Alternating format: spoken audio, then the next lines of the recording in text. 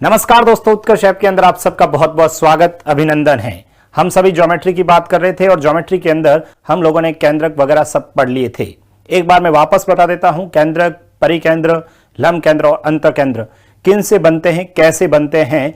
ठीक है, प्रश्न पूछा जाता है। प्रश्न कैसे पूछा जाता है? कभी छोटा सा क्वेश्चन किसी छोटे एग्जाम्स के अंदर प्रश्न पूछ लिया जाता है कि बताओ निम्न में से, या निम्न में से कैसे, ऐसे कह देगा कि बताओ मादिकाओं के संगमन से निर्माण होता है। प्रश्न थ्योरेटिकल क्वेश्चंस पूछ लिए जाते हैं किसी छोटे एग्जाम्स के अंदर कि मादिकाओं के संगमन से निर्माण होता है या मादिकाओं के संगमन से किसका निर्माण होता है। ऑप्शन से देगा केंद्रक, अंतकेंद्र, परिकेंद्र और लंब केंद्र। तो आपका आंसर क्या हो जाएगा? केंद्र।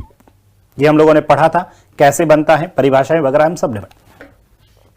इसलिए हम लोग डायरेक्ट लिखेंगे कि भाई किससे किसका निर्माण होता है। तो एक बात बाद में लिखना आप लोग, पहले इधर देखना आप लोगों को डायरेक्ट ये याद रखना है कि जो केंद्रक होता है भाई, एक तो हमारे पास में जो केंद्रक है जिसे आप लोग सेंट्रॉइड बोलते हैं।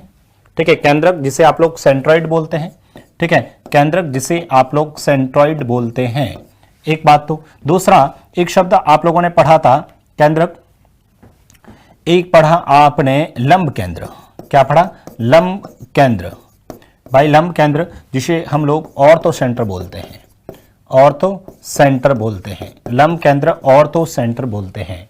उसके बाद में एक अंतः केंद्र पढ़ते हैं, अंतः केंद्र शब्द भी हम लोग पढ़ते हैं। अंतः केंद्र इन सेंटर। ठीक है, इन सेंटर। ठीक है, इन सेंटर। और एक हम लोगों ने लिख दिया क्या? परिकेंद्र। ठीक है, परिकेंद्र, सरकम सेंटर, सरकम सेंटर।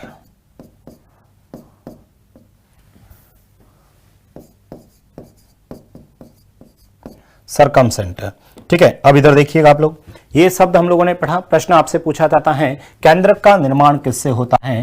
केंद्रक का निर्माण किससे होता है? डायरेक्ट याद रखना है, केंद्रक का निर्माण किससे होता है? मादिकाओं से, मादिकाओं के संगमन से। किससे? मादिकाओं के संगमन से, मादिकाओं के इंटरसेक्टिंग पॉइंट से किसका निर्माण होता है? मादिकाओं के संगमन से केंद्रक का निर्माण होता है। लंब केंद्र का निर्माण किससे होता है सर?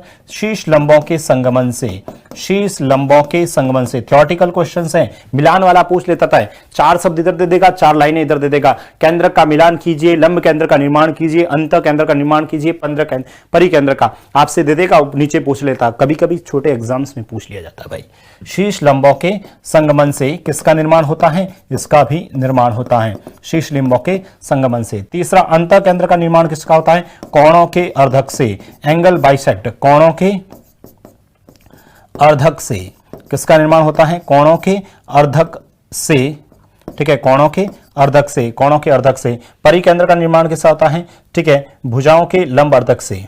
ठीक है, भुजाओं के लंब अर्धक से, भुजाओं के लंब अर्धकों से,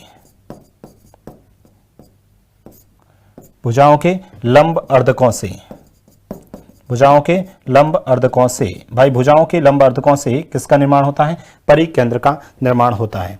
ठीक है, भुजाओं के लंब अर्धकों से, मादिकाओं के संगमन से। मादिका मतलब medians, intersecting points of medians, intersecting point of शीर्ष लंब, परपेंडिकुलर, एंगल बाइसेक्ट और भुजाओं की लंब अर्धकों से। एक बात याद रखनी है भाई, ये इंपॉर्टेंट कर लेना, डायरेक्ट याद रखना है भाई, इसको डायरेक्ट याद रखना है। एक बात तो ये ध्यान रखना है, अभी मैं थोड़ा सा रिविजन्स करवा लेता हूं, आपको याद रखना है। सबसे पहली बात तो ये ध्यान रखना है, सिंपल सा क्वेश्चंस पूछ लेता है कि इधर ये 4 शब्द लिख देंगे, इधर ये 4 शब्द लिख देगा और कहेगा इसका मिलान करो। ठीक है, ऊपर नीचे लिख देगा तो केंद्र के सामने मादिका, लंब केंद्र के सामने शीर्ष लंब, अंत केंद्र से कोणों का अर्धक, परिकेंद्र मतलब भुजाओं के लंब अर्धक से होता है। कोई प्रॉब्लम्स नहीं है ना? यहां तक सभी ने लिख दिया, सभी ने लिखा ये। अच्छा, उसके बाद में अपन लोग बात करें यहां पर, तो उसके बाद में आप लोग बात करें तो मैं क्या कहना चाहता हूं? मैं ये कहना चाहता हूं कि यदि एक हम लोगों ने ये पढ़ा था भाई कि सर ये जो त्रिभुज था, ठीक है, ये एक त्रिभुज था, ये हम लोगों ने एक त्रिभुज देखा, त्रिभुज ए बी और सी, ये एक त्रिभुज था ए बी सी। अच्छा, इस त्रिभुज ए बी सी के अंदर, त्रिभुज ए बी सी के अंदर यहां पर ओ इसका यहां पर सेंटर मान लेते हैं भाई, ओ इसका यहां पर सेंटर मान लेते हैं। ठीक है, ओ इसका यहां पर सेंटर नहीं है, ओ सिर्फ इतना ही लिख रहा हूं, अभी ओ के बारे में कुछ नहीं कर रहा हूं ना।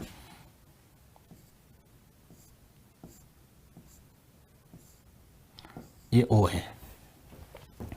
इसमें हम लोग क्या कहना चाहते हैं, इधर देखना, यदि क्वेश्चंस के अंदर ओ, यदि क्वेश्चंस में ओ जो है ना, यदि इस क्वेश्चंस में, यदि त्रिभुज एबीसी में, त्रिभुज एबीसी में यदि ओ जो है ना, पहली बात ध्यान रखना, यदि ओ यहां पर, पहली बात मैं कह रहा हूं, ओ यदि यहां पर क्या है, मान लेते हैं लंब केंद्र है। ओ क्या है सर, लंब केंद्र है। यदि क्वेश्चंस में ओ लंब केंद्र है तो उस स्थिति के अंदर कोण जो BOC है ना, कोण BOC होगा वो कितना होगा सर, यदि ओ लंब केंद्र है, यदि ओ लंब केंद्र है तो कोण BOC कितना हो जाएगा सर, 180 माइनस कोण A होगा, 180 माइनस कोण A होगा। डायरेक्ट याद रखना है, मैंने लिखवा दिया था। दूसरी बात, यदि क्वेश्चंस के अंदर, यदि क्वेश्चंस में O अंतः केंद्र है, यदि क्वेश्चंस में O क्या है, अंतः केंद्र है, तो उस स्थिति के अंदर ये कोण BOC जो होगा, उस स्थिति में यदि कोण BOC जो होगा वो कितना हो जाएगा सर, BOC याद करिए कितना होता था, अंदर होता था सर 90 प्लस कोण A/2 होता था। याद करिए कोण BOC कितना होता था, 90 प्लस A/2 होता था। और तीसरी जो बात हम लोग कह रहे हैं, तीसरी, यदि O क्या है, परिकेंद्र है, O क्या है सर, परिकेंद्र है। यदि O परिकेंद्र है तो उस स्थिति के अंदर कोण जो BOC है, भाई कोण जो BOC है परिकेंद्र में, याद करिए लास्ट क्लास में ही पढ़ा था, 2 टाइम्स ऑफ कोण A होता है, 2 टाइम्स ऑफ कोण O होता है। डायरेक्ट याद रखना है, एग्जाम्स के अंदर डायरेक्ट दिमाग में आना चाहिए। एग्जाम्स में आता है त्रिभुज एबीसी में O परिकेंद्र है तो दिमाग में आना चाहिए O परिकेंद्र है तो डायरेक्ट 2 टाइम्स ऑफ कोण A। क्वेश्चंस में O के बारे में यदि अंत केंद्र है तो BOC 90 प्लस A/2 होगा। O यदि अलंब केंद्र है तो 180 माइनस A होगा। ये हमारे दिमाग में डायरेक्ट बैठना चाहिए, ठीक है, ये हमारे दिमाग में डायरेक्ट बैठना चाहिए, ठीक है। डायरेक्ट अपने को ये याद होना चाहिए भाई, ये डायरेक्ट याद होना चाहिए। सबसे पहली बात तो ये अपने को पता होना चाहिए।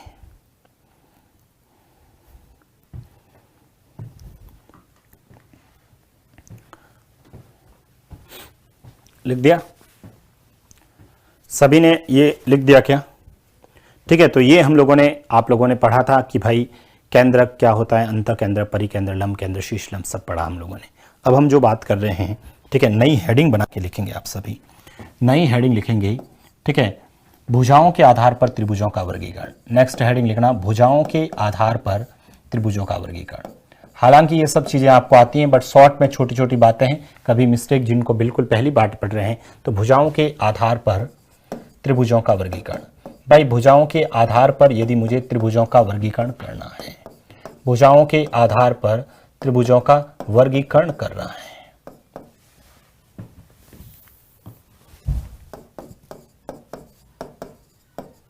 भुजाओं के आधार पर त्रिभुजों का वर्गीकरण, ठीक है। भुजाओं के आधार पर त्रिभुजों का वर्गीकरण, भाई हमें भुजाओं के आधार पर यदि त्रिभुजों का वर्गीकरण की बात करते हैं, ठीक है, भुजाओं के आधार पर यदि हम लोग त्रिभुजों का वर्गीकरण करते हैं तो देखिएगा, सबसे पहला लिखना आप लोग, सबसे पहला लिखना, छोटे छोटे हैं फटाफट लिख देंगे हम लोग, है ना।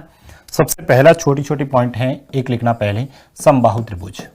3 टाइप के हो गए समबाहु त्रिभुज। भुजाओं के आधार पर त्रिभुजों का वर्गीकरण, उसमें लिखना समबाहु त्रिभुज, जिसे हम लोग इक्विलेटरल ट्राइंगल कहते हैं, ठीक है, इक्विलेटरल ट्राइंगल,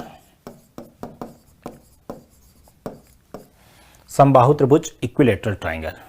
भुजाओं के आधार पर त्रिभुजों का वर्गीकरण, और उसमें हम लोगों ने लिखा समबाहु त्रिभुज, जिसे हम लोग इक्विलेटरल ट्राइंगल कहते हैं। सभी को पता है, सभी को पता है समबाहु त्रिभुज के अंदर, सभी को पता है समबाहु त्रिभुज के अंदर इक्विलेटरल ट्राइंगल्स होता है। तो समबाहु मतलब सभी भुजाएं क्या होती है, एक, लिख दो, तीनों भुजाएं एक समान। शॉर्ट में लिख दीजिए, तीनों भुजाएं एक समान, तीनों भुजाएं क्या हो, समान हो, तीनों भुजाएं क्या होनी चाहिए, एक समान होनी चाहिए। सबसे पहली बात तो ये ध्यान रखना, छोटी छोटी बातें हैं, सभी भुजाएं क्या होती हैं, एक समान होती हैं। दूसरी बात, समबाहु त्रिभुज जो होता है, ठीक है, समबाहु त्रिभुज के अंदर अब हम लोग जो चारों शब्द पढ़े ना उनकी लोकेशंस भी लिखेंगे भाई। समबाहु त्रिभुज में, समबाहु त्रिभुज में, समबाहु त्रिभुज में केंद्रक, समबाहु त्रिभुज में केंद्रक हो, ठीक है, समबाहु त्रिभुज में केंद्रक, लंब केंद्र, समबाहु त्रिभुज में केंद्रक, लंब केंद्र, अंतः केंद्र तथा परिकेंद्र, तथा परिकेंद्र। समबाहु त्रिभुज में, ठीक है, केंद्रक, लंब केंद्र, अंतः केंद्र तथा परिकेंद्र एक ही बिंदु होता है, एक ही बिंदु होता है। देखो थ्योरेटिकल बातें लिखूंगा, इस क्लास के अंदर हम थ्योरी से संबंधित कुछ बातें कर रहे हैं, ठीक है। एक ही बिंदु होता है। समबाहु त्रिभुज में केंद्रक, लंब केंद्र, अंतः केंद्र और परिकेंद्र चारों बिंदु क्या होते हैं? एक ही जगह होते हैं। लिख दिया आप सभी ने? अरे भाई सभी ने लिख दिया, ठीक है। दूसरा शब्द लिखेंगे, इसमें कोई भी बात है ही नहीं, और तो क्या लिखूं? दूसरा लिखना समद्विबाहु त्रिभुज, समद्विबाहु त्रिभुज, समद्विबाहु त्रिभुज, समद्विबाहु त्रिभुज जिसे हम लोग आइसोस्केलन बोलते हैं, आइसोस्केलन ट्राइंगल, समद्विबाहु त्रिभुज, आइसोस्केलन ट्राइंगल। समद्विबाहु त्रिभुज में क्या होती हैं? केवल दो भुजाएं समान। लिख दो इसमें, केवल दो भुजाएं समान, केवल दो भुजाएं क्या होती हैं? समान हो, केवल दो भुजाएं क्या हो? समान हो। समद्विबाहु त्रिभुज के अंदर केवल और केवल क्या होती हैं? दो भुजाएं समान होती हैं। समद्विबाहु त्रिभुज के अंदर केवल और केवल कितनी होती हैं? दो भुजाएं समान होती हैं। दूसरी बात, समद्विबाहु त्रिभुज है ना, समद्विबाहु त्रिभुज के अंदर समद्विबाहु त्रिभुज होगा तो समद्विबाहु त्रिभुज में क्या होगी? दो भुजाएं समान होगी। तो ये जो बीच में होता है ना, ये जो चारों बिंदु होते हैं ना, एक ही सीध में होते हैं। आप लोग लिख सकते हैं समद्विबाहु त्रिभुज में, समद्विबाहु त्रिभुज में, समद्विबाहु त्रिभुज में, समद्विबाहु त्रिभुज में चारों बिंदु कौन से? वही अभी जो पढ़े हमने, चारों बिंदु एक ही सीध में होते हैं, एक ही सीध में होते हैं, एक ही सीध में होते हैं। समद्विबाहु त्रिभुज में चारों बिंदु एक ही सीध में होते हैं। समद्विबाहु त्रिभुज में चारों बिंदु क्या होते हैं? एक ही सीध में होते हैं। भाई चारों के चारों बिंदु क्या होते हैं? एक ही सीध में होते हैं, ठीक है। समद्विबाहु त्रिभुज में चारों के चारों बिंदु क्या होते हैं? एक ही सीध में होते हैं। यह भी बात आप लोगों को ध्यान में रखना है बस।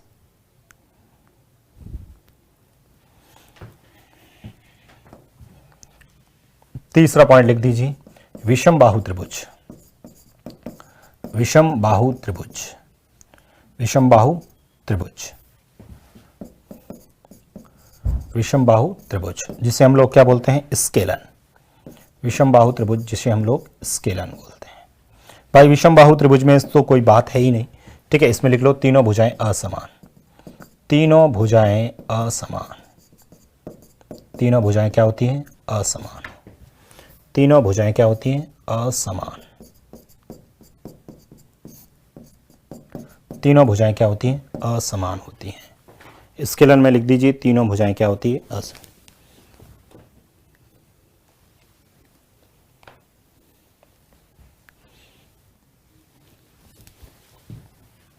केवल दो भुजाएं समान होती हैं। सॉरी, तो ये थोड़ा सा ध्यान रख लेना कि भाई ये हमें ध्यान में रखना है कि सर भुजाओं के आधार पर त्रिभुजों का वर्गीकरण, समबाहु इक्विलेटरल ट्राइंगल्स, तीनों भुजाएं समान होती हैं। समबाहु त्रिभुज में केंद्रक, लंब केंद्र, अंतः केंद्र, परिकेंद्र एक ही बिंदु पर होता है।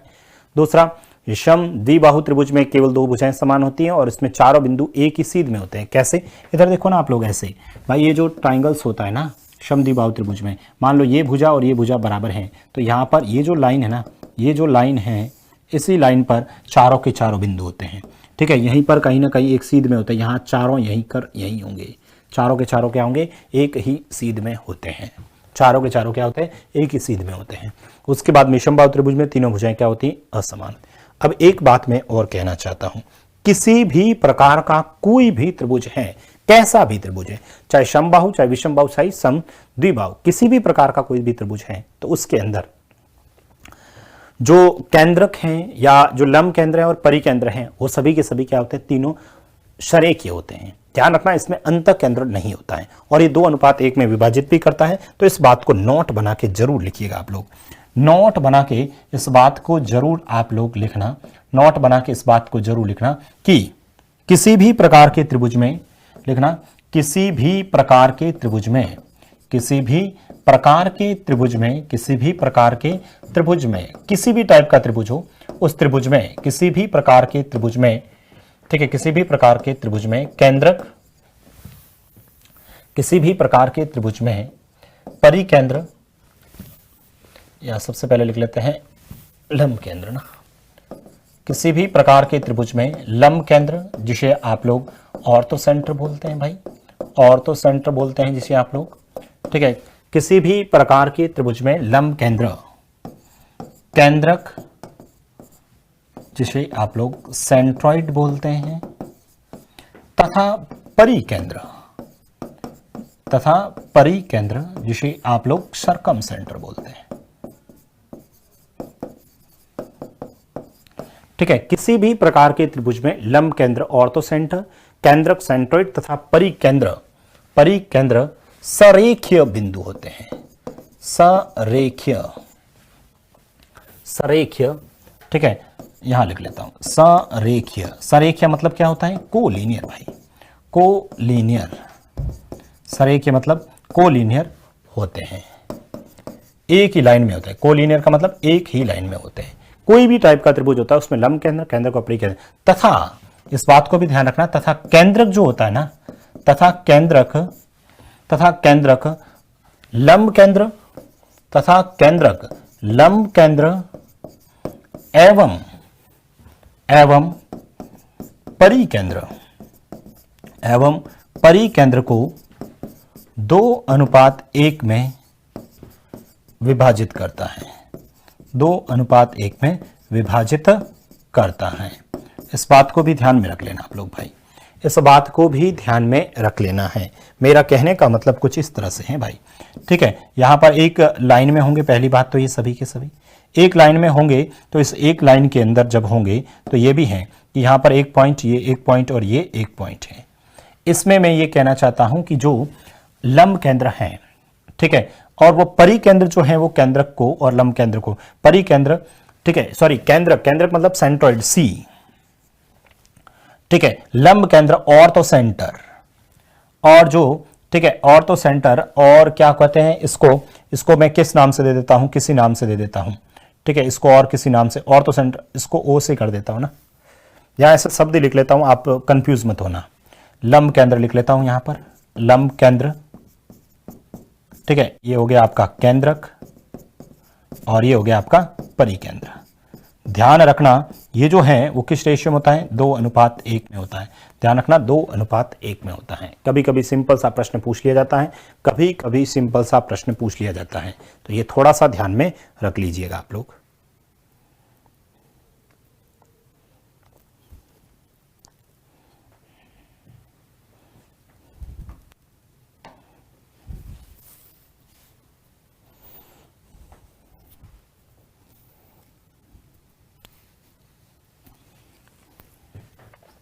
लिख दिया आप सभी ने? अरे एक क्वेश्चंस लिख दें क्या? ठीक है, एक क्वेश्चंस लिख दो। किसी त्रिभुज में, किसी त्रिभुज में, किसी त्रिभुज में लंब केंद्र, किसी त्रिभुज में लंब केंद्र तथा केंद्रक के बीच की दूरी, लंब केंद्र तथा केंद्रक के बीच की दूरी, बीच की दूरी 6 सेंटीमीटर है। तो किसी त्रिभुज में लंब केंद्र तथा केंद्र के बीच की दूरी 6 सेंटीमीटर है, तो केंद्रक एवं परिकेंद्र के बीच की दूरी होगी, केंद्रक एवं परिकेंद्र, या तो लंब केंद्र तथा परिकेंद्र के बीच की दूरी होगी, परिकेंद्र के बीच की दूरी होगी, बीच की दूरी होगी। किसी त्रिभुज में लंब केंद्र और केंद्रक के बीच की दूरी 6 सेंटीमीटर है, तो लंब केंद्र और परिकेंद्र के बीच की दूरी होगी। मुझे बताओ क्वेश्चंस में लंब केंद्र और केंद्रक के बीच की दूरी कितनी है? 6 है। लंब केंद्र और केंद्रक, ये लंब केंद्र और ये केंद्रक, यहां पर कितनी है? 2, तो इसमें 2 का भाग दे दो। इनटू क्या पूछा है? लंब केंद्र और परिकेंद्र, ये लंब केंद्र ये परिकेंद्र, कितनी है? 3, तो इसको 3 से गुणा कर दो। 2 का पहाड़ा इसमें 3 बार, 3 इंटू 3 कितना आ जाएगा? 9 सेंटीमीटर इस प्रश्न का आंसर आ जाएगा। कितना आ जाएगा सर? 9 सेंटीमीटर इस प्रश्न का आंसर हो जाएगा। वेरी वेरी इंपॉर्टेंट चीज कर लेना, बहुत इजी चीज है, लेकिन एग्जाम्स के अंदर ये भी पूछा हुआ प्रश्न है। ध्यान रखना यहां पर लंब केंद्र, केंद्रक और परिकेंद्र, अंत केंद्र शब्द है ही नहीं भाई, इस बात को जरूर ध्यान रखना। अंत केंद्र जो शब्द है ना वो इसमें नहीं आता, गलती यहीं पर स्टूडेंट करता है। अंत केंद्र कोई शब्द होता ही नहीं है यहां पर, ध्यान रखना। सरेखे में अंत केंद्र शब्द नहीं होता है। देखो आप लोगों को ये बहुत सिंपल सी चीज है, याद भी, लेकिन एग्जाम्स के अंदर भूल भी जाते हैं, इसलिए एक प्रश्न भी लिख लेते हैं। हालांकि बहुत ईजी प्रश्न है, ठीक है, किसी छोटे एग्जाम्स के अंदर पूछा हुआ प्रश्न है, मेरे पास में है तो मैं लिखवा भी देता हूं भाई, ठीक है। लिख लो आप लोग एक छोटा सा क्वेश्चंस। हालांकि ये बात बहुत इजी है, आप लोगों को कहोगे सर इतने बड़े एग्जाम्स के अंदर आप मुझे ऐसे क्वेश्चंस करवा रहे हो। प्रभु मैं सब टाइप के क्वेश्चंस करवा देता हूं। निम्न में से कौन सा कथन सत्य है? प्रश्न है निम्न में से कौन सा कथन सत्य है? निम्न में से कौन सा कथन, निम्न में से कौन सा कथन सत्य है? भाई सिंपल सा कथन है, निम्न में से कौन सा कथन क्या है? सत्य है। आपसे ऐसा प्रश्न पूछ रहा है, निम्न में से कौन सा कथन सत्य है? पहला जो क्वेश्चन है, पहला जो कथन है, किसी त्रिभुज में, किसी त्रिभुज में, किसी त्रिभुज में, किसी त्रिभुज में केंद्रक, किसी त्रिभुज में केंद्रक, अंतः केंद्र, किसी त्रिभुज में केंद्रक, अंतः केंद्र तथा परिकेंद्र, तथा परिकेंद्र, तथा परिकेंद्र सरेख्य होते हैं, तथा परिकेंद्र सरेख्य होते हैं। किसी त्रिभुज में केंद्रक, अंतकेंद्र, परिकेंद्र क्या होते हैं? सरेख्य होते हैं। दूसरा जो मैं कह रहा हूं, किसी त्रिभुज में, किसी त्रिभुज में, किसी त्रिभुज में केंद्रक, किसी त्रिभुज में केंद्रक, अंतः केंद्र तथा लंब केंद्र, तथा लंब केंद्र सरेख्य होते हैं, सरेख्य होते हैं।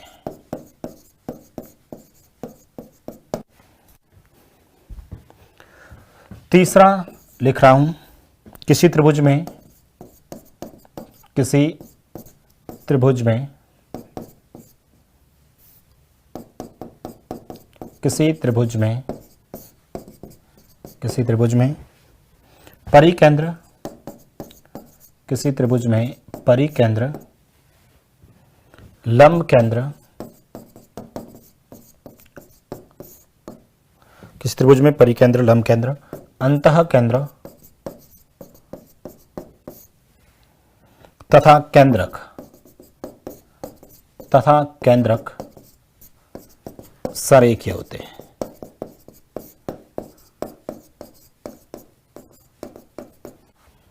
चौथा कथन लिखें आप लोग, किसी त्रिभुज में, किसी त्रिभुज में, किसी त्रिभुज में लंब केंद्र, केंद्रक तथा तथा परिकेंद्र सरेख्य होते हैं।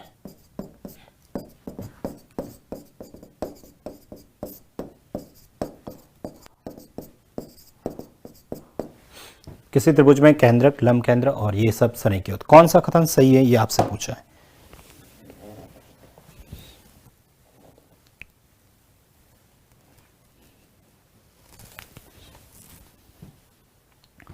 सभी ने कर लिया होगा ना, ठीक है। ध्यान रखें क्या किसी त्रिभुज में केंद्रक, अंतः केंद्र और परिकेंद्र। अरे मुझे बताओ अंतः केंद्र शब्द होता ही नहीं है सर, ये तो गलत है, किसी त्रिभुज में केंद्रक, अंतकेंद्र, लंब केंद्र, शरीर केंद्र। सर अंतकेंद्र शब्द है, बिल्कुल गलत है। किसी त्रिभुज में परिकेंद्र, लंब केंद्र, अंतकेंद्र, केंद्रक, शरीर होते हैं? नहीं सर, नहीं होते हैं सर। ठीक है, किसी भी टाइप में त्रिभुज में ऐसा नहीं होता है, अंतकेंद्र शब्द नहीं होता है। हाँ, ये हो सकता है कि एक ही लाइन में होते हैं। कहां पर? समद्विबाहु त्रिभुज में। समद्विबाहु त्रिभुज में चारों क्या होते हैं? एक ही सीध में होती है। ये हम लोगों ने पढ़ा है भाई। ठीक है, ये हम लोगों ने जरूर पढ़ा है कि समद्विबाहु जो त्रिभुज होता है ना, समद्विबाहु त्रिभुज में चारों बिंदु एक ही सीध में होते हैं, कोलिनियर होते हैं। ठीक है, किस में होता है? सिर्फ और सिर्फ समद्विबाहु में होता है। ठीक है, उसके बाद में सर किसी त्रिभुज में लंब केंद्र, केंद्र और परिकेंद्र, समकेंद्र होते हैं। एकदम सही है। तो आंसर कौन सा हो जाएगा? चौथा स्टेटमेंट। कभी कभी सिंपल से ऐसे प्रश्न भी पूछे जाते हैं, तो इस बात को भी अपने को ध्यान में रखना है। ठीक है, तो हम लोगों ने क्या पढ़ा है? अभी हम लोगों ने भुजाओं के आधार पर त्रिभुजों का वर्गीकरण पढ़ा है भाई। भुजाओं के आधार पर त्रिभुजों का वर्गीकरण में समबाहु त्रिभुज था, तीनों भुजाएं एक समान और चारों बिंदु एक ही बिंदु पर होते हैं। समद्विबाहु त्रिभुज में केवल दो भुजाएं समान होती हैं और एक ही सीध में होते हैं। कब? जब ये समद्विबाहु, विषमबाहु में ऐसा। और किसी भी प्रकार का कोई भी त्रिभुज है उसमें लंब केंद्र, केंद्रक और परिकेंद्र, अंतकेंद्र शब्द नहीं होता है। ठीक है, केंद्रक लंब केंद्र को, परिकेंद्र को 2:1 में विभाजित, केंद्रक है वो लंब केंद्र और परिकेंद्र को, तो उससे रिलेटेड भी प्रश्न पूछे जा सकते हैं। ओके, उसके बाद में यहाँ पर हम लोगों ने एक क्वेश्चन भी किया है। तो ये छोटा सा भुजाओं के आधार पर त्रिभुजों का वर्गीकरण भी आप लोगों को पता होना चाहिए। भुजाओं के आधार पर त्रिभुजों का वर्गीकरण हमें पता होना चाहिए। दूसरी बात, अब हम लोग जो बात कर रहे हैं वो कर रहे हैं कोणों के आधार पर। तो नेक्स्ट हेडिंग लिखो, कोणों के आधार पर, कोणों के आधार पर त्रिभुजों का वर्गीकरण। नेक्स्ट लिखना, कोणों के आधार पर त्रिभुजों का वर्गीकरण। कोणों के आधार पर त्रिभुजों का वर्गीकरण। नेक्स्ट हेडिंग लिखना, कोणों के आधार पर त्रिभुजों का वर्गीकरण। ठीक है, classifications of triangles based on angles. Okay, उसमें सबसे पहले लिख दो, सबसे पहले लिखो न्यून कोण त्रिभुज। भाई सबसे पहले लिखना न्यून कोण त्रिभुज। सबसे पहले लिखना न्यून कोण त्रिभुज, जिसे हम लोग बोलते हैं एक्यूट एंगल। एक्यूट एंगल ही बोलते हैं। हाँ, acute angle, acute angle triangle. न्यून कोण त्रिभुज जिसे हम लोग एक्यूट एंगल ट्रायंगल बोलते हैं। न्यून कोण त्रिभुज जिसे हम लोग एक्यूट एंगल ट्रायंगल बोलते हैं। ठीक है, न्यून कोण त्रिभुज जिसे हम लोग एक्यूट एंगल ट्रायंगल्स बोलते हैं। क्या होता है एक्यूट एंगल ट्रायंगल्स? देखो छोटी छोटी बातें हैं। पहली जो बात मैं कह रहा हूं कि सर जो न्यून कोण त्रिभुज होता है, न्यून कोण त्रिभुज में आपको भुजाएं दे देगा और न्यून कोण त्रिभुज के बारे में पूछा जाता है। और सबसे पहले तो न्यून कोण त्रिभुज में तीनों के तीनों न्यून कोण होते हैं। तीनों के तीनों जो कोण होंगे वो 90 डिग्री से कम होंगे, तो वो न्यून कोण त्रिभुज कहलाएगा। पहली बात। दूसरी बात, यदि हमारे पास भुजाएं दे रखी हैं और आपसे पूछे कि बताओ ये त्रिभुज कौन सा है, तो उस समय क्या करना कि न्यून कोण त्रिभुज में जो सबसे बड़ी भुजा जो होगी ना, उसका वर्ग अन्य दोनों भुजाओं के वर्गों के योग से कम होना चाहिए। दूसरी बात। और तीसरी जो बात मैं कह रहा हूं, तीसरी बात ये कह रहा हूं कि सर न्यून कोण जो त्रिभुज होता है ना, उस न्यून कोण त्रिभुज के अंदर ये जो चारों पॉइंट थे ना, वो सब के सब अंदर बनते हैं, बाहर कोई नहीं बनता है। चारों के चारों पॉइंट क्या बनते हैं? अंदर बनते हैं। आप लोगों को लोकेशंस की स्थिति पूछी जाती है। आप लोगों को एग्जाम्स के अंदर ये नहीं कहेगा कि बताओ इसको बना के बताइए कि ये अंदर कैसे बनते हैं। आपसे प्रश्न ये पूछा जाएगा कि बताओ न्यून कोण त्रिभुज में केंद्रक का निर्माण होता है। ऑप्शंस दे देगा, त्रिभुज के अंदर, त्रिभुज के बाद, त्रिभुज के किसी भुजा पर, कर्ण पे, वध्य, जो भी कुछ शब्द लिख सकता है। तो उस स्थिति के अंदर ये ध्यान रखना है कि सर न्यून कोण जो त्रिभुज रहेगा, उस न्यून कोण त्रिभुज में चारों पॉइंट क्या बनते हैं? अंदर बनते हैं। चलो एक एक बातों को लिख भी देते हैं। पहली जो बात मैं कह रहा हूं कि इसमें तीनों कोण न्यून कोण होते हैं। पहली बात लिख दूं, तीनों कोण न्यून कोण होते हैं। पहली बात लिखना, तीनों कोण क्या होते हैं? न्यून कोण होते हैं। तीनों कोण न्यून कोण होते हैं। पहली बात ध्यान रखना, तीनों कोण क्या होते हैं? न्यून कोण होते हैं। दूसरी बात लिखना, न्यून कोण त्रिभुज में, न्यून कोण जो त्रिभुज रहेगा उसमें इसकी खासियत रहेगी। क्या रहेगी सर? न्यून कोण त्रिभुज में, न्यून कोण त्रिभुज में, न्यून कोण त्रिभुज में सबसे बड़ी भुजा का वर्ग, न्यून कोण त्रिभुज में सबसे बड़ी भुजा का वर्ग, सबसे बड़ी भुजा का वर्ग, न्यून कोण त्रिभुज में सबसे बड़ी भुजा का वर्ग अन्य दोनों भुजाओं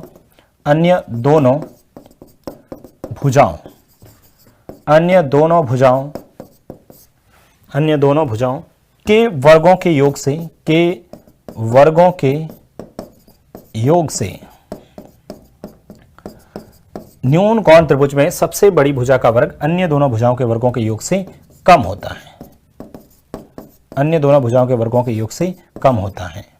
न्यून कोण त्रिभुज में सबसे बड़ी भुजा का वर्ग अन्य दोनों भुजाओं के वर्गों के योग से क्या होता है? कम होता है। तो वह क्या होता है? न्यून कोण त्रिभुज कहलाता है। लिख दिया आप सभी ने? ये आप सभी ने लिख दिया होगा। चलो एक क्वेश्चंस लिख लेते हैं भाई, एक क्वेश्चंस लिख लेते हैं।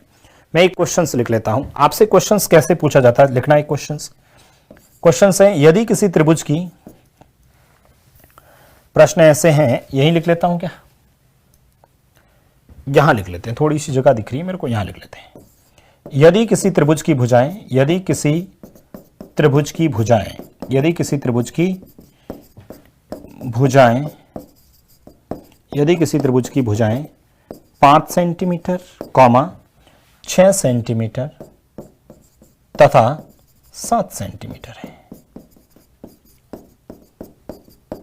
तो वह त्रिभुज होगा। भाई ये त्रिभुज कौन सा होगा? ठीक है, ये त्रिभुज कौन सा होगा? पहला दे देगा आपको, पहला दे देगा न्यून कोण त्रिभुज,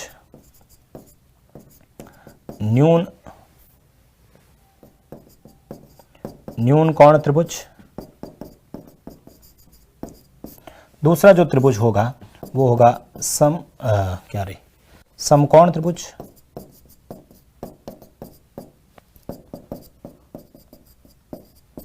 तीसरा हो जाएगा अधिक कोण त्रिभुज। देखो आज की जो क्लास है बहुत छोटे छोटे क्वेश्चंस बता रहा हूं। अधिक कोण त्रिभुज। और चौथा ज्ञात नहीं कर सकते, ज्ञात नहीं कर सकते।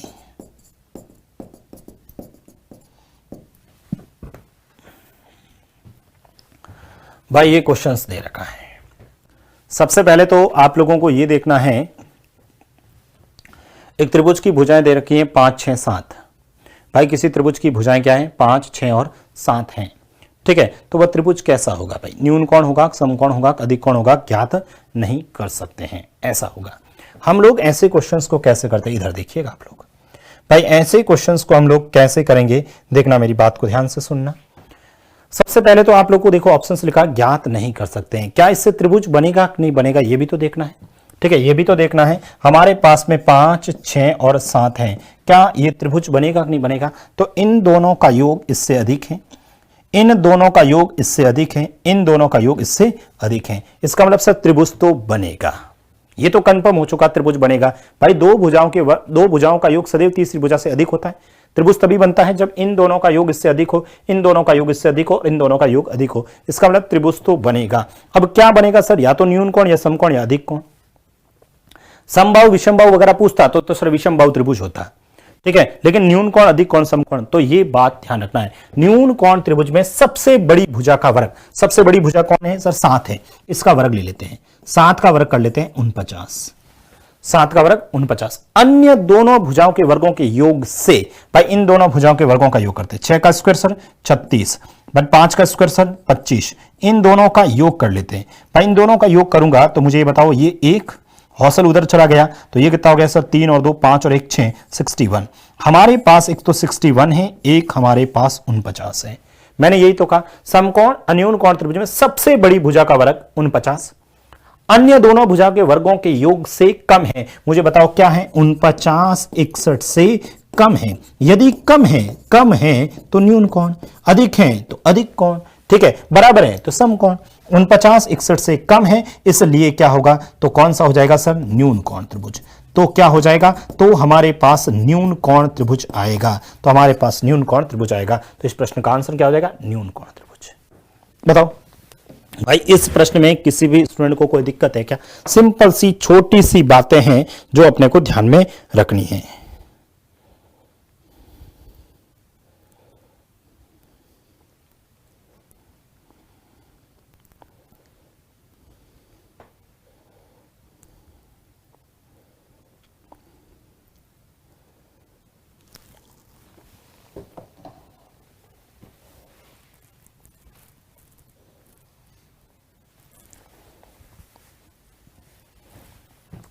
लिख दिया आप सभी ने ये। अच्छा, तीसरी जो बात मैं कहना चाहता हूं तो ये भी लिख दीजिए कि भाई न्यून कोण त्रिभुज में, ये बात भी लिख दीजिए ना कि न्यून कोण त्रिभुज में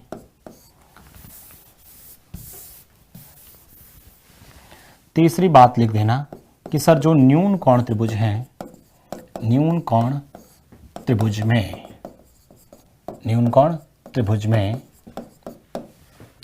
तीसरी बात लिखना, न्यून कोण त्रिभुज में केंद्रक, अंतः केंद्र, लंब केंद्र तथा परिकेंद्र अंदर ही बनते हैं, त्रिभुज के अंदर बनते हैं, त्रिभुज के अंदर बनते हैं। कभी कभी सिंपल सा क्वेश्चंस पूछ लिया जाता है, ये सभी के सभी क्या बनते हैं, अंदर बनते हैं। न्यून कोण त्रिभुज में केंद्रक, अंतः केंद्र, लंब केंद्र और परिकेंद्र क्या होते हैं, ये अंदर की साइड में ही बनते हैं। ठीक है, तो ये आप लोगों ने कोणों के आधार पर सबसे पहले न्यून कोण के बारे में देखा है भाई। सबसे पहले आपने न्यून कोण में देखा, तो न्यून कोण में तीनों कोण न्यून कोण होते हैं। न्यून कोण में सबसे बड़ी भुजा का वर्ग अन्य दो भुजा से कम है, तो आप लोगों ने क्वेश्चंस भी कर लिया है, तो ये थोड़ा सा ध्यान में रखना है। आगे बढ़े,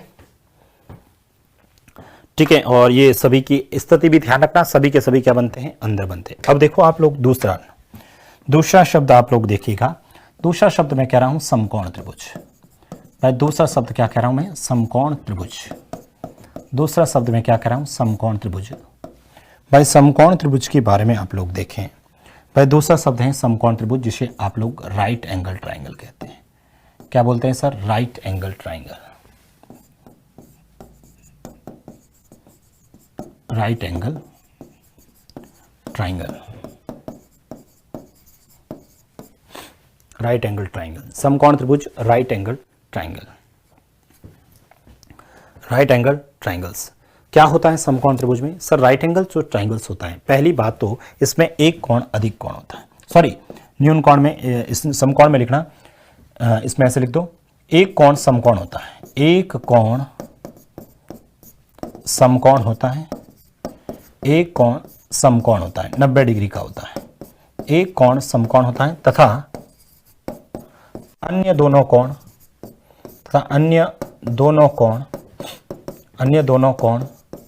न्यून कोण होते हैं।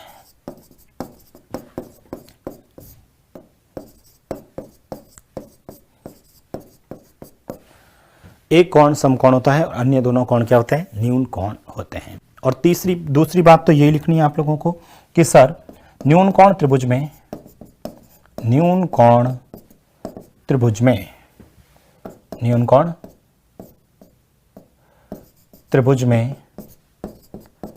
त्रिभुज में सबसे बड़ी भुजा का वर्ग,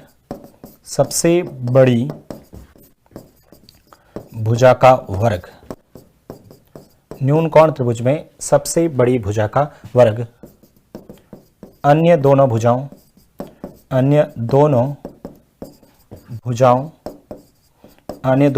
के वर्गों के योग से न्यून कोण, न्यून कोण नहीं, समकोण शब्द ना,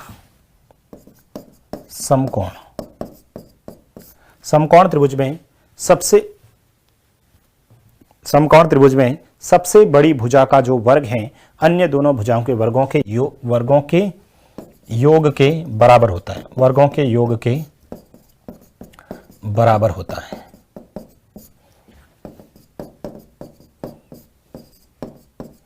ठीक है, न्यून कोण समकोण त्रिभुज में सबसे बड़ी भुजा का जो वर्ग होता है अन्य दोनों भुजाओं के वर्गों के योग के क्या होता है, बराबर होता है। इस बात को भी थोड़ा सा ध्यान में रख लेना। लिख दिया आप सबने। एक क्वेश्चंस बना ले, पहले की तरह एक छोटा सा क्वेश्चंस बनाई देते हैं भाई। यदि किसी त्रिभुज की भुजाएं, यदि किसी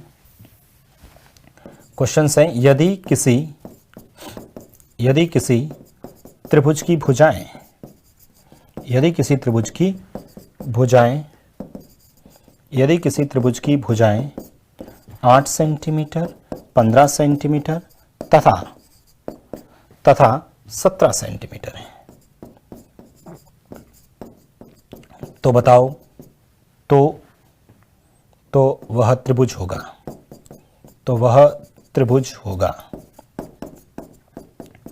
तो वह त्रिभुज होगा।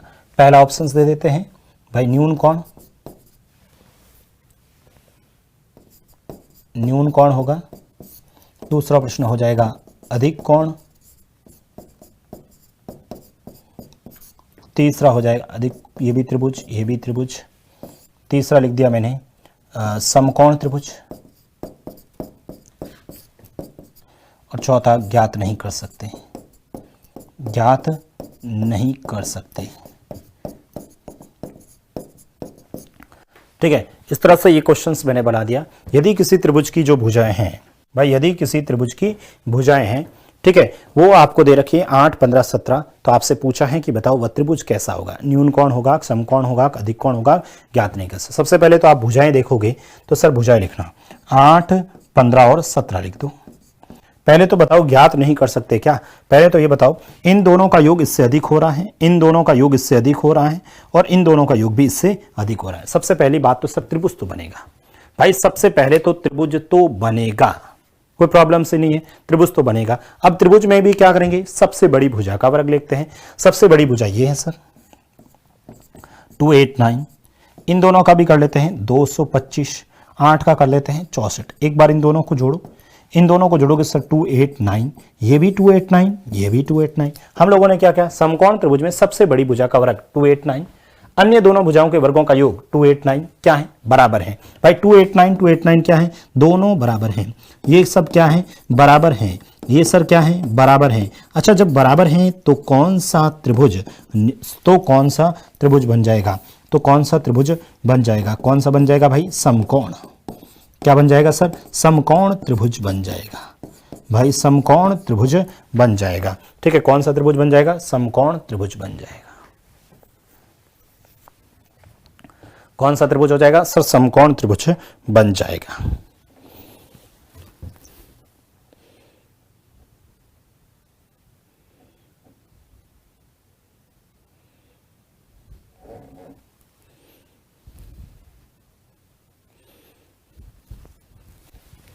लिख दिया आप सभी ने?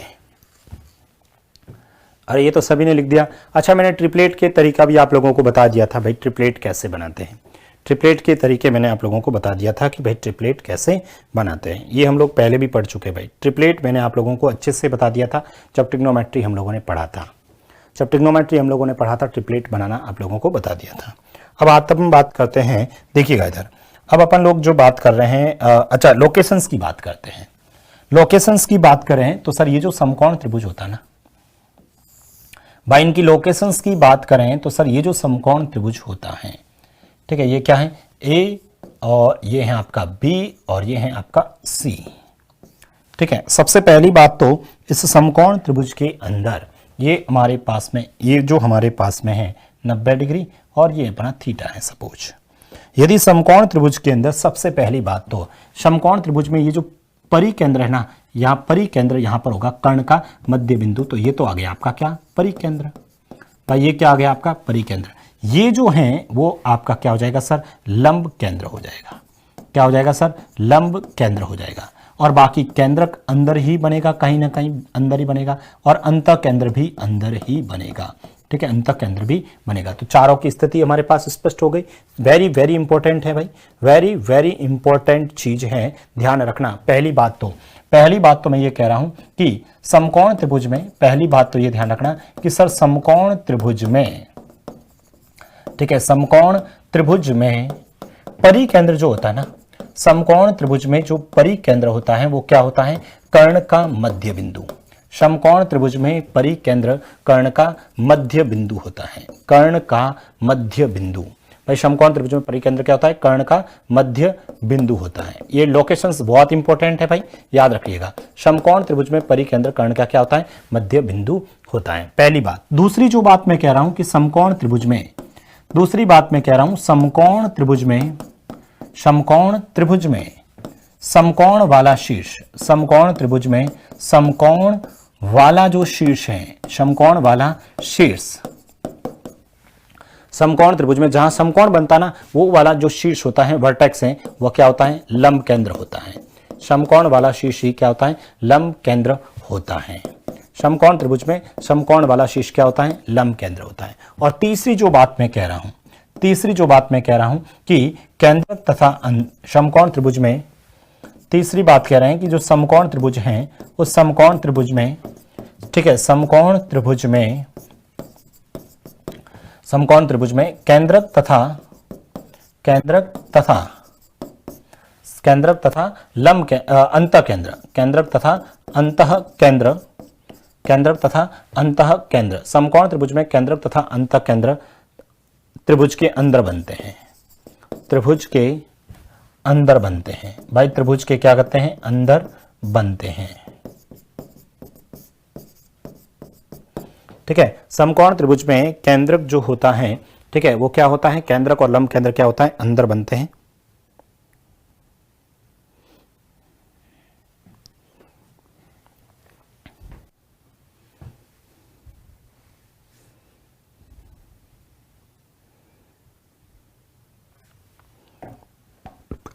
लिख दिया आप सभी ने? भाई ये सभी ने लिखा क्या? वेरी वेरी इंपॉर्टेंट कर लेना भाई ये पॉइंट जो है। समकोण त्रिभुज में परिकेंद्र कर्ण का मध्य बिंदु होता है और समकोण वाला शीर्ष क्या होता है? लंब केंद्र होता है और समकोण त्रिभुज में केंद्रक अंतः केंद्र त्रिभुज के अंदर बनते हैं।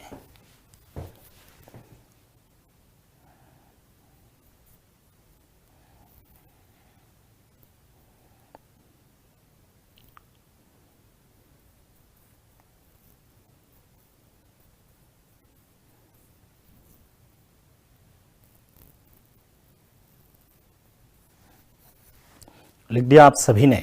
चलो अब देखो एक बात और कह रहा हूं, एक बात और लिखवा देता हूं, इंपॉर्टेंट चीज है, इस पे एक प्रश्न भी करेंगे। समकोण त्रिभुज के अंदर ही बात कर लेते हैं। अभी मैं ये कह रहा हूं कि ये जो समकोण त्रिभुज है जिसमें ये 90 डिग्री का है भाई, ये ए बी और सी है और पहले से मैं कह रहा हूं बी क्या है? समकोण है। ठीक है, बी हमारे पास में क्या है सर? समकोण है। ये मैं कह रहा हूं कि जो, ठीक है, ये एंगल, जो एंगल बी है क्या है? एंगल बी क्या है हमारे पास में? समकोण है। एंगल बी क्या है? समकोण है। एंगल बी हमारे पास में समकोण है। दूसरा, यहां से इस बी से मैंने यहां पर, ठीक है, यहां पर एक ये डी मान लेता हूं। बी डी जो है ना, बी डी जो है वो क्या है सर? माध्यिका है। बी डी क्या है सर? माध्यिका है। बीडी है क्या? माध्यिका। समकोण त्रिभुज के अंदर, ये समकोण त्रिभुज में है, उसमें कोण बी समकोण है, पहले से कह रहा हूं, और इस बी से सामने वाली भुजा के मध्य बिंदु को मिला देता हूं। मध्य बिंदु को मिलाया, इसका मतलब ये माध्यिका है, और माध्यिका है तो ये मान और ये मान क्या होगा? बराबर। साथ में ये मान भी बराबर होगा। वेरी वेरी इंपॉर्टेंट है। समकोण त्रिभुज में आपको क्वेश्चंस कहेगा, एक समकोण त्रिभुज है और समकोण वाले शीर्ष से सामने वाली भुजा के मध्य बिंदु को मिलाने वाली माध्यिका की लंबाई बताइए। तो आप कुछ नहीं करना, कर्ण का, ये जो कर्ण है उसका आधा हो गया एक तरह से। इसका मतलब मैं ये कह सकता हूं कि सर है, तो उस समय याद रखिएगा ये जो बीडी जो होगा भाई, ये जो बीडी की लंबाई आपसे पूछी जाएगा, तो बीडी कुछ नहीं करना, बीडी बराबर क्या हो जाएगा सर? एडी बराबर क्या हो जाएगा सर? डीसी, या फिर आप लोग क्या कर सकते हैं सर? एसी बट्टा 2, भाई कर्ण बट्टा 2 कर सकते हैं। अरे बी क्या हो जाएगा सर? कर्ण बट्टा 2 हो जाएगा। याद रखना है, वेरी वेरी इंपॉर्टेंट है। दूसरी बात इधर देखना आप लोग, दूसरी बात मैं क्या कह रहा हूं इसी में बता देता हूं।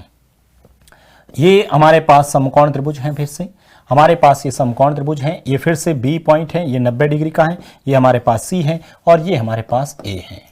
ठीक है, ये हमारे पास ए है। अब मैं फिर से ये कह रहा हूं, इस बार क्या कह रहा हूं सुनना, इस बार मैं बी से सामने वाली भुजा पर लंब डाल देता हूं। बी से सामने वाली भुजा पर लंब, यानी ये 90 डिग्री है। इसका मतलब इस बार ये जो कोण बी तो है समकोण, भाई कोण बी तो क्या है? फिर से समकोण है। भाई कोण बी तो क्या हमारा? समकोण है। ये भाई कोण बी तो क्या है? समकोण है। साथ में इस बार जो ये डी बना रहा हूं, इस बार जो मैं बीडी बना रहा हूं वह बीडी मेरा क्या है? माध्यिका न होकर, माध्यिका न होकर क्या है? शीर्ष लंब है।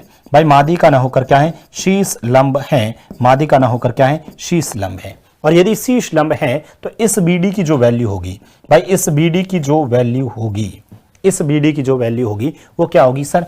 ए बी इंटू बी सी, और बट्टा में ये वाली लंबाई AC होता है। वेरी वेरी इंपॉर्टेंट चीज है, ये भी ध्यान रखना है। और इस BD को हम लोग क्या बोलते हैं? लंब की लंबाई। क्या बोलते हैं इसको? लंब की लंबाई। एक शब्द और होता है जिसे बोलते हैं हम तुंगता। क्या बोलते हैं इसे? तुंगता भी बोलते हैं। वेरी वेरी इंपॉर्टेंट है, दोनों कंसेप्ट ध्यान रखना।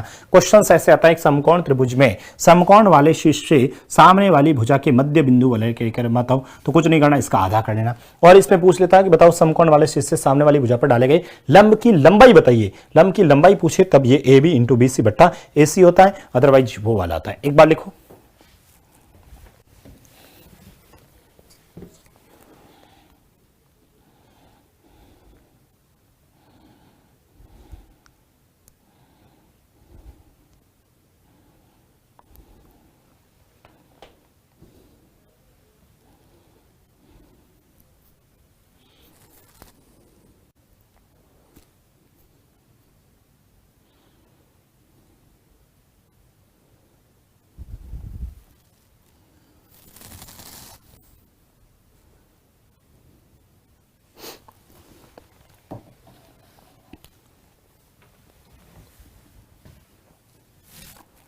लिख दिया आप सभी ने? भाई एक क्वेश्चंस लिख लें क्या? एक क्वेश्चंस हम लोग लिख लेते हैं। लिखना, किसी त्रिभुज की भुजाएं, यदि किसी त्रिभुज की भुजाएं, यदि किसी, क्वेश्चन लिखना, यदि किसी त्रिभुज की भुजाएं, यदि किसी त्रिभुज की, यदि किसी त्रिभुज की भुजाएं, यदि किसी त्रिभुज की भुजाएं 9 सेंटीमीटर, 40 सेंटीमीटर तथा 41 सेंटीमीटर है, तथा 41 सेंटीमीटर है, तो इसकी सबसे बड़ी भुजा, तो इसकी सबसे बड़ी भुजा, तो इसकी सबसे बड़ी भुजा पर खींची गई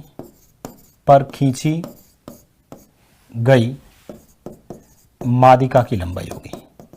तो इसकी सबसे बड़ी भुजा पर खींची गई मादिका की लंबाई होगी। तो इसके सबसे बड़ी भुजा पर खींची गई मादिका की लंबाई होगी। यदि किसी त्रिभुज की भुजाएं 9, 40 और 41 सेंटीमीटर हैं, तो इसकी सबसे बड़ी भुजा पर खींची गई मादिका की लंबाई। ठीक है, बताइए इसका आंसर। तो इसकी मादिका की लंबाई होगी। सबसे पहले तो मुझे ये बताओ भाई, यदि यहां पर इसकी ये भुजा है 9, 40, 41, तो पहले तो ये बताओ 9, 40 और 41 को देखते ही भाई 9, 40, 41 को देखते ही मेरे दिमाग में बचना चाहिए समकोण त्रिभुज। देखते ही पता आना चाहिए कि सर ये क्या है, समकोण त्रिभुज है। अच्छा, समकोण त्रिभुज है तो कुछ समकोण त्रिभुज ऐसा ही तो होता है भाई, समकोण त्रिभुज तो ऐसा ही होता है। ठीक है, समकोण त्रिभुज ये होता है, मान लो ये 90 डिग्री, तो सबसे बड़ी भुजा ये 41 हो गई, ये 9 और 40 मान लो। ठीक है, क्या कहता है, सबसे बड़ी भुजा पर खींची गई मादिका की लंबाई। मुझे ये बताओ, यहां से मैं खींची गई मादिका की लंबाई कुछ इस तरह से हो जाएगी। अच्छा, ये इसकी मादिका हो गई। ठीक है, ये इसकी क्या हो जाएगी सर, ये है ए, ये है बी, ये है सी और ये है ए डी। तो मुझे बताओ बी डी कितना होगा सर, बी डी कितना होगा। डायरेक्ट इस मादिका की लंबाई क्या होती है सर, ये मान और ये मान सब बराबर होता है। इसका मतलब ये इसका मिड पॉइंट होता है, मादिका की परिभाषा में ये मिड पॉइंट होता है। तो अपना आंसर कितना हो जाएगा सर, 41/2। 41/2 मतलब 20.5 इस प्रश्न का आंसर आ जाएगा। 20.5 इस प्रश्न का आंसर आ जाएगा। बताइए किसी भी स्टूडेंट को कोई दिक्कत है क्या? भाई इस क्वेश्चंस में किसी भी विद्यार्थी को कोई दिक्कत नहीं होना चाहिए। वेरी सिंपल चीज है, बहुत सिंपल सी बात है। मेरे पास क्वेश्चंस एक और हैं। क्वेश्चंस में लिखा है त्रिभुज एबीसी में कोण बी बराबर 90 डिग्री है। कोण बी बराबर 90 डिग्री है तथा त्रिभुज एबीसी में कोण बी बराबर 90 डिग्री तथा ए बी बराबर 7 सेंटीमीटर एवं BC बराबर 24 सेंटीमीटर है। BC बराबर 24 सेंटीमीटर है। तो बताओ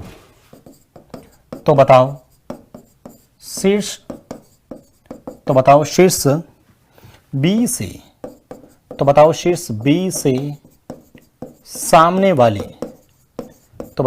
B से सामने वाली भुजा पर डाले गए लंब की लंबाई होगी।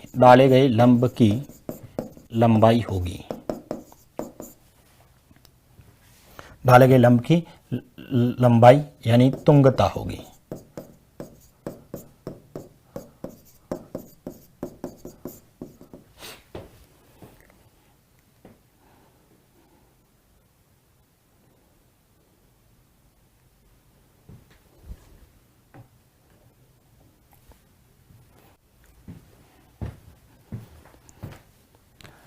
त्रिभुज एबीसी में कोण बी बराबर 90 डिग्री है और AB बराबर 7 सेंटीमीटर, BC बराबर 24 सेंटीमीटर। बताओ शीर्ष बी से सामने वाली भुजा पर डाले गए लंब की लंबाई। सबसे पहले तो क्वेश्चंस में कह रहा है कि समकोण है, क्वेश्चंस में खुद कह रहा है कि समकोण है त्रिभुज एबीसी में। चलो सर त्रिभुज एबीसी बना लेते हैं पहले तो, ठीक है। ये त्रिभुज एबीसी बना लिया, ठीक है। ए बी और सी बना लिया,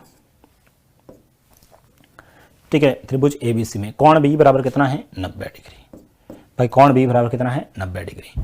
तो ए बी 7 है तो ये 24 है तो ये ऑटोमेटिक 25 होगी, ये तो सबको पता है। 7 24 25 ट्रिपलेट होता है। शीर्ष बी से सामने वाली भुजा पर डाले गए लंब की लंबाई, ये रहा सर शीर्ष बी, ये शीर्ष बी है, इससे सामने वाली भुजा पर डाले गए लंब, यानी यहाँ पर ये 90 डिग्री का कोण बन रहा है, ठीक है। यहाँ ए बी डी मान लेते हैं। अब मुझे बताओ इस बी डी की वैल्यू, लंब की लंबाई, देखो मादिका नहीं है, मादिका नहीं है तो सर बी डी बराबर क्या हो जाएगी बताओ। बी डी बराबर क्या हो जाएगी, ए बी इंटू ए सी बट्टा में, sorry A B into B C बट्टा में ए सी, ठीक है। ए बी कितना है सर 7, बी सी कितना है, बी सी है 24, ए सी कितना है, ए सी है 25। बस यहाँ से आप लोग सॉल्व कर दीजिएगा भाई। यहाँ से पहले तो 7 चौक 28, ठीक है, 7 चौक 28 और 7 दूनी 14, 15 16, तो 168 बट्टा 25। 25 का पहाड़ा दे दो, 25 का पहाड़ा 6 बार 150, पीछे बच जाएंगे आपके 18, 18 में तो सर 7 बार 180, पीछे बच जाएंगे 175 50 मतलब 2 बार। तो आपका आंसर आना चाहिए सर 6.72 सेंटीमीटर। 6.72 सेंटीमीटर आपका आंसर आना चाहिए। बताइए कोई प्रॉब्लम्स? भाई फॉर्मूला याद है ना भाई, A B into B C बट्टा में क्या होगा ए सी, तो ये अपना आंसर हो जाएगा। बताइए कंसेप्ट याद होना चाहिए, सबसे महत्वपूर्ण जो चीज है वो हमें कंसेप्ट पता होना चाहिए। तो ये आज की क्लास में हम लोगों ने क्या पढ़ा है मैं वापस बता देता हूं भाई। आज की जो क्लास में हम लोगों ने पढ़ा है भुजाओं के आधार पर त्रिभुजों का वर्गीकरण। समबाहु त्रिभुज होता है, उसमें ये विषम द्विबाहु और समद्विबाहु, उसके बाद ये कंसेप्ट था उसको भी ध्यान रखना है। उसके बाद कोणों के आधार पे पढ़ा था, उसके बाद कोणों के आधार पे पढ़ा था। तो कोणों में न्यून कोण, तीनों न्यून कोण सबसे बड़ी भुजा का अन्य भुजा से कम होता है। उसके बाद में ये समकोण पढ़ा, ठीक है, और समकोण में भी ये तीनों पॉइंट जरूर याद रखिएगा।